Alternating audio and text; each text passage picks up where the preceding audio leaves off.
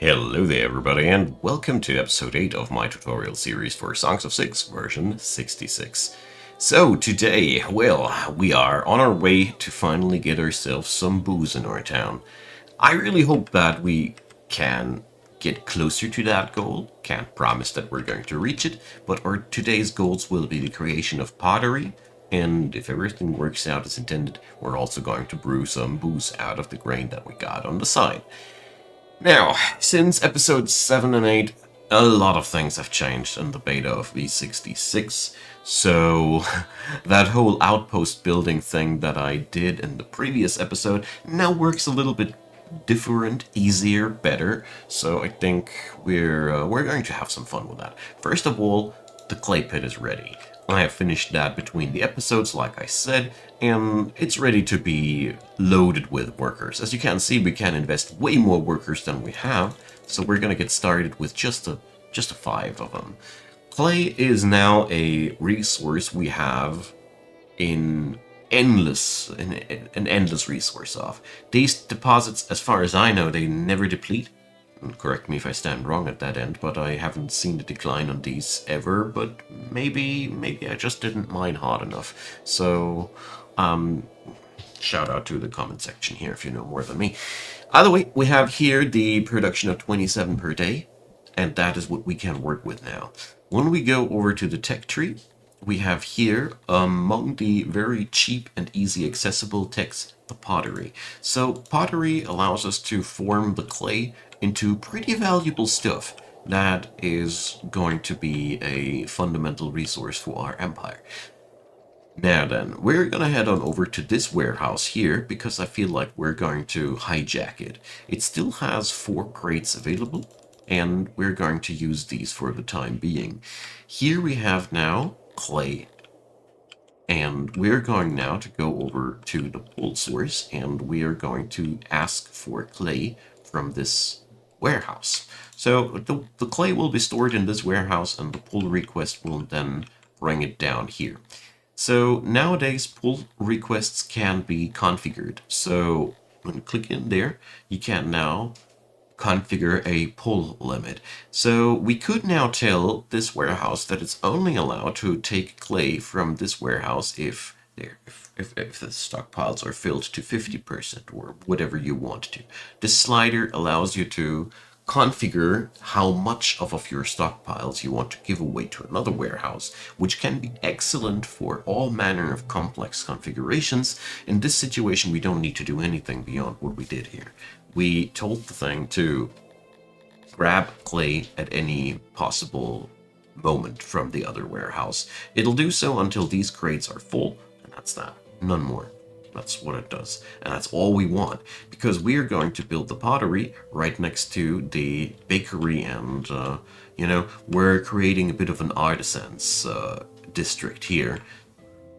So we will find that here in the refining menu, or crafting it is, the pottery. So potteries are amazing when you have clay. If you don't have clay, they are well, some necessary evil. Because you either can mine the clay yourself, or you have to import it. From long experiences with this game, I can tell you one thing: if you have to import clay, you will notice that over time the clay will become more and more costly, because your neighbors realize that they can rip you off for all the clay that you require for your pottery. Pottery is also a necessary evil. You won't be able to run a town without pottery, because it's necessary for all manner of different things. So either way, you will import clay whether you want or not. So having the stuff mineable in your own town is an amazing feat that you shouldn't underestimate, but that's true for any material, stone or coal, you name it. Well, coal may be the least. We're going to rush in, like, I think this is enough employees. Let's start working with the auxiliaries. Here I only can repeat myself. Create your workshops to your own liking. Don't think that I'm doing a particularly good job here. I don't do things so myself. They are okay, but there's surely a lot more space optimizing that you could do if you wanted to. Either way, I'm happy with that. It'll output 46 pieces of pottery per day. and that is what we need. Beyond that, our city is wonderful stable. We have a much higher production rate than we have a consumption rate. Our bakery can still be cranked up. If we ever manage to produce more grain, we can easily process it here in the bakery. But at the same time, if we want to have now a booze production, we need to crank up our grain game. So we are going to create a second farm. We're going to make a big farm now because this one was just the starter. I personally am a big fan of large and efficient farms. And we're going to use this area down here, which is, in all honesty, not the most desirable spot, but it is an excellent opportunity to showcase fertilization via water later. So we're going to use this less attractive spot here. Okay, we're going to, well, I'm leaving it like that. You could cut it down now to have exactly 21 farmers, but I don't care about that too much. It's up to you. I don't want to give you any false habits here. It would be more ideal to cut it down to 21 workers, but I do like to have even shapes personally from my own sense of aesthetics. So, meanwhile, we're producing lots of clay now, which is really, really good. We don't have any more immigration pull, and, well, that is because we have lost shrine access massively. So how did that happen? I cannot easily explain. That is happening because the people that are working up here now have the stomach for worshipping, but until they have walked down here, they are so pissed about the excess of the shrine that we now have a massive loss here. So that is what happened, I guess. So at the end of the day, these shrines have the capacity for far more worshippers, but they are not accessible enough. Therefore, we need to build new ones up here because we'll happen to accumulate a lot of people over here. I think this is mostly what should have went down here. Or, no, wait a second. I think there was a silent nerve. Because I don't know, let's check it out. There's 3 upgrades, quality 33%. So forgive me my ramblings. There has been a change in the current version, and these shrines don't have 50% fulfillment anymore. They only have 33%, so we're going to lose a lot of fulfillment now to that. Oh gosh. Let's hope I won't be breaking down off of that. But no, it's nothing really horrible happening here.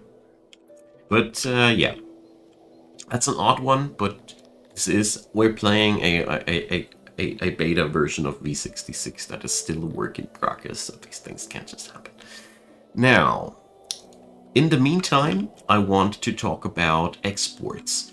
We are currently overproducing meat heavily. If we check out our production tab, we can see that we are currently really producing more than we can store. So let's work with some exports here so we can crank out some denaries.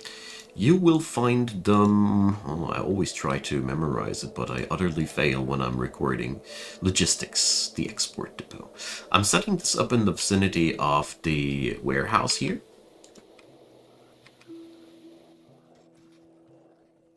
There we go.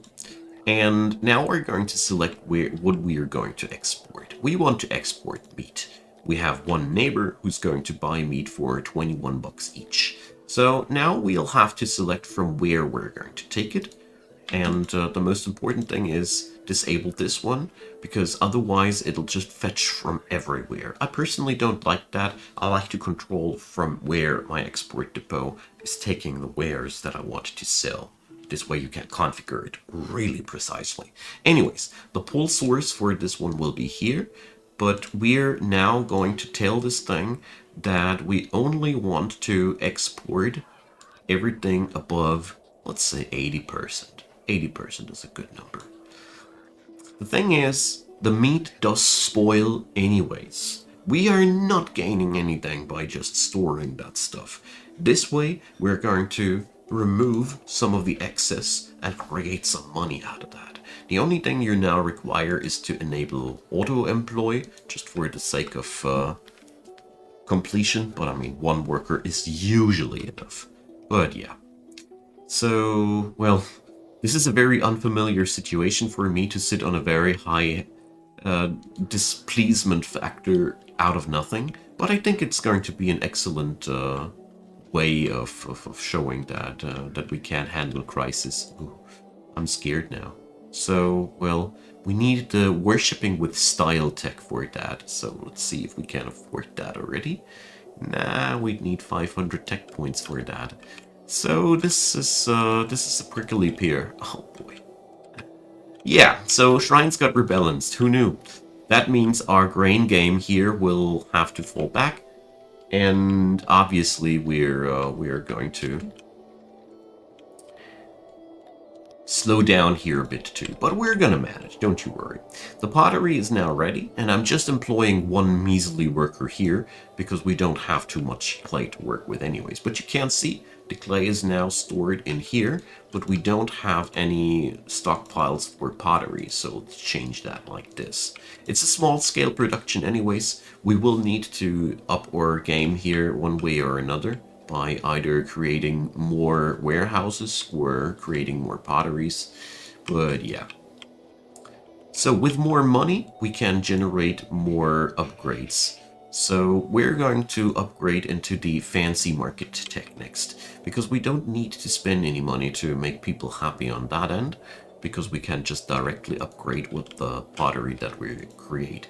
Currently, I am feeling a wee bit under pressure, as we are sitting on almost no odd jobbers at all, while there is quite some pressure on the city. So we're going to lower our woodcutter count here, because we are currently sitting on a good net gain, also with a lower amount of workers, and we're going to employ a couple of pottery workers here. So technically, we would be able now to just research the brewing technique, but I am postponing this project for a minute because we currently have a sudden lack of happiness. But I think this is really excellent as it showcases how we are going to handle situations like these. So we're going to counteract that with upgrades in terms of our services. So one service quality has plummeted, so we're going to upgrade it elsewhere. Let's start with the fancy market tech. We also have now money to spend. Since it does take, for me personally, too long to craft that pottery myself, we're going to demand the pottery. Let's just say we want 50 pieces of that. Where's the pottery at? There it goes. And we can now just pay up with money, my friends. So we have now the revolutionary capability of spending just the denaries we are earning via exporting for buying directly from our neighbors. This is a huge step forward, because the meat that we are producing is an endless resource. It'll never expire, we will always have access to that. We can even expand on that if we want to. So we are now able to generate money endlessly. You can't do that with any other good as you want to, but this is a real big step forward. Meanwhile, we're building this field here, and we're starting to slowpoke produce some pottery. At the same time, we're also producing clay, which is really nice. We should or could set up some export station for the clay onto this warehouse as well, which will pick up clay if this one runs full. But since my worker count right now is so darn low, I don't even want to expend one export worker that is not going to do something immediately. We now need every hand on deck. This is pretty much a crisis situation to be in, because Now everything is okay. The only problem that we are facing currently is that we don't get any further immigrants. That alone is already bad enough. But if now any other external factor comes in and gives us another dent into these statistics, riots will happen. So if you ever hit this spot, you are treading through dangerous waters. It really does not take much more to get your city out of control, so be wary. Now, we got now the pottery to upgrade in the market with, which is excellent. That is just what we need, because these little things, they really get us far. We are also going to spend our money now on metal, because metal is awesome. Not only the music, also the material. So we're going to demand now metal until we have hit roughly our money limit. We have 2,000 and something denaries to spend, and that's what we're going to import. Let's go for, it's not much, it's just 15 pieces. You might think that ain't worth it, but I'm going to show. So we're going to spend the denarii like that. And we also need a box to put the metal into, so let's see. This is why I like, personally, large warehouses, centralized warehouses a little bit more, but, well. The whole warehouse logistics thing got reworked as well. I also want to mention that you can now change the radius of influence of your warehouses effectively, like this. So it's up to you now. The standard radius of action is like that, but you can now increase or decrease that at your own discretion. The only downside that you will eventually face is that the warehouse will become less and less efficient if you widen the radius out too much. Alright, so it's a tough road to produce booze, but that's always been like that with Songs of Six. So we got now the metal on its way. Always takes a few days to get there. And we're going to use another secret power trick to make our people happier, and that's lighting. You see, humans, especially, I think this is a pretty high rating, have an innate fear of the dark. I don't think, yeah, they're really suckers for light. I didn't, so lighting can be made via decorations, and we have it here, torches, emits lighting. So we have now the ability to set up lighting spaces. But you see already, every lighting space needs some metal. That's why we have built that. Why we've bought some, because I already knew that this comes in super handy. So we're now going to set up a couple of lighting spots. Strongly recommending here to spread it out more instead of setting up very few dense spots of lighting. Set them up where people are either working or living, both, because the people are, well, they're trying to fulfill their desires while they're passing by on their daily trips and such things, and therefore these lighting spots are really powerful when you put them where a lot of people are, and they are low power if there's nobody in the vicinity. So that's the gist of it. And also try to avoid putting them on your future infrastructure, because it blows when you realize that you can't build a building because there is a torch in the way. Or at least that bothers me always a lot, so. That's just a few ideas. We are now going to build those torches. I also see that we are currently overproducing livestock. So I'm control left clicking this place here yet again, because I feel like we're going to export that livestock overproduction as well. At this point, with the current configurations, we can now start exporting whatever we want. We just have to configure that it's not fetching from everywhere, or if you want to, that's also not a big deal. And then we are now going to tell that we are only going to do this if the pooled source is at 50%. So 50% of the stored livestock will always remain in our stockpiles. Livestock sells fairly nicely, depending on your economy situation. this game has no fixed economy. It's always depending on what your neighbors are producing and needing and whatnot. So, yeah. We are also now finally producing pottery and clay. That means we have yet another good thing to sell. So, with all these light bulbs now installed, let's check out the ratings. So as you can see, the environment rating goes steadily up, and the services rating also goes up because we've simply upgraded our market technology. At these points, if you ever face crisis like that, the most interesting and important things are things that don't require any workforce apart from the people to build it, because you will be struggling with any kind of service that would require extra work. So it's just what it is. As you see here, we're now only at 26% fulfillment of shrines. So, well, that is probably because the people up there are muttering about not having shrines here as well. I think that's very much the case. When we check out the rest of the excess here, I don't really see any reason to change something about the food stall or market situation. As soon as these are going closer to 60% and like, we will go upwards with the upgrade situation. So let's fast forward a little bit more until the grain farm has been constructed. I mean, the city is running really smoothly along, and the re-immigration is happening already, so lucky us. We didn't nuke us into oblivion with this nerf. I mean, it is always dangerous to play on an experimental beta after all, isn't it?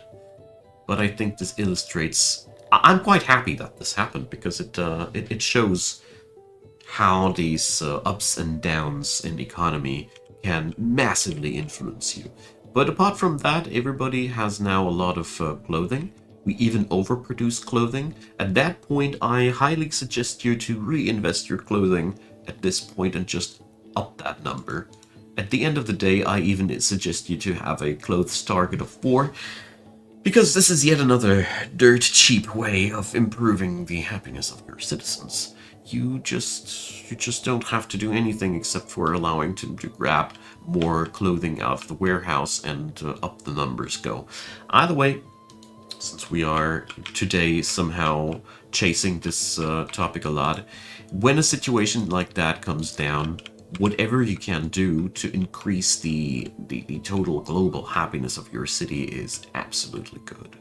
Because that's a typical plummet when something bad happened. This scenario wasn't my fault, it just was the dev changing a game mechanic behind the scenes. But, well, it happened to me often enough that something blew up because I didn't pay attention to it in the same manner, so I think this is quite representative. Good. So the grain farm is going to be an insanely big endeavor, but, well, it's going to be what we're needing for the upgrade of the bread production and the booze production at the same time. Because currently this farm is just outfitting this bakery, and it's not even fulfilling the needs of that bakery entirely. So it's a grand win for us to up this this farm. The only problem that I got with these is that you somehow now have to memorize that it's 21 workers. Yeah, it's like that. We don't get any display here how many people have to work here. I don't know why. It is bothering me since forever, but, well, we're not going to employ anybody on this farm for now. It doesn't eat anything except for a little bit of maintenance work for more janitors. It's going to be, for the time being, just something that we're going to have ready when the need arises. So the lighting needs are being fulfilled more and more. That was wonderful, isn't it? Okay. So I'm now most interested in upgrading my technology a little bit more, because obviously we need to reinvest some of our money into resources that will upgrade our city a little bit more. Also, we're going to go for even more exports because I do realize that our carpentry stockpile is brim filled with items. So yeah, you guys give us more furniture. I approve. So here we're going to do the same thing now. We're starting to export furniture. No further explanations needed now. And we're only going to pull away like 90, like the excess 10%. I don't want to sell away much of it, but I want to keep these carpenters working. It's just pure money that that we are losing if we're not going to do that. So because of that, we are now also going to install one export depot in the vicinity of the pottery and in the vicinity of the clay pit. Just in advance, because these are now all sources of denarii for us. We are going to profit big from this, as these are now all things that happened in the background. I just decided that I want to have 80% exported from the furniture. And as you see here, we're gaining more and more money out of that, as it should be.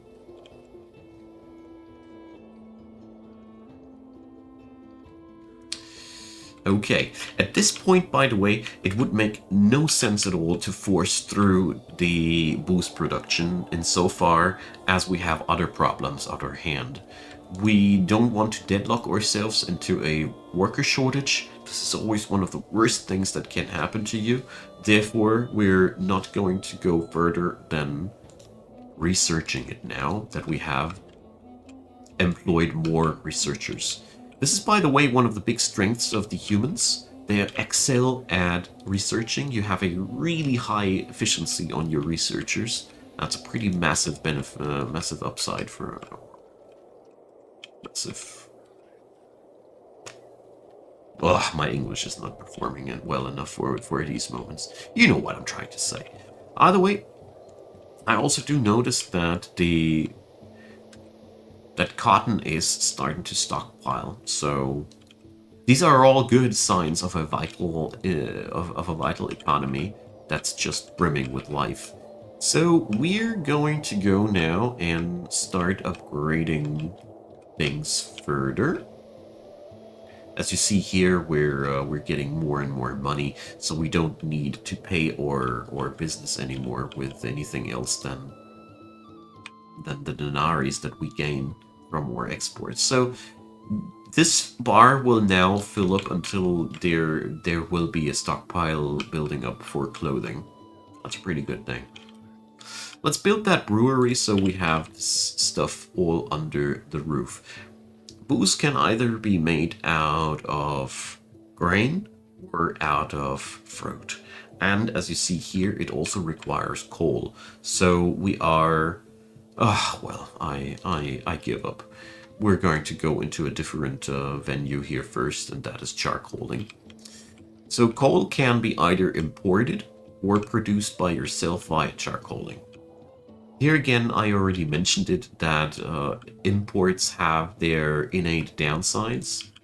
So let's see, how far are we? Yeah, we still have a much higher research target than we have points. So in short, we're going to produce our own coal before we start producing our own booze. So this is one of the heaviest complexity industries in the game, as you can clearly see by now, or I hope I'm illustrating it well enough. So this is one of the things that you really need to work a while towards too. But, you know, it ain't a bad thing, because we are building up along the side a lot of industries that will help us.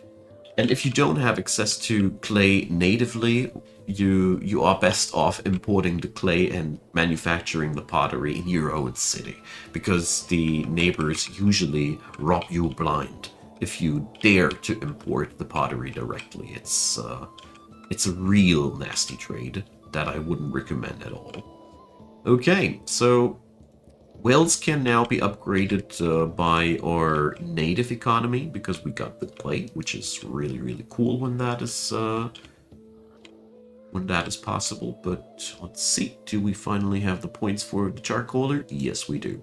So, my good friends, we're going to go next episode, I promise, finally over the process of creating alcohol and and coal, obviously. I forgot that one. Well, thanks for watching, you all. I think this was a very, very nice episode. I think there was a lot of learning included, as our city is now stable yet again, even though the religious problem, we had a small crisis of faith. So yeah, thanks for watching, y'all. Drop me your comments. Thanks for being around. Leave me a thumbs up, consider subscribing, and as usual, check out the description box. There's plenty of cool things going around down there. And yeah, like I said, next episode we're gonna work on the charcoaler and the booze. And I want to say thanks to all the supporters of Icon Gaming. You guys are truly, truly amazing. And a big, big thanks to everybody out there who's watching this video up until the very end.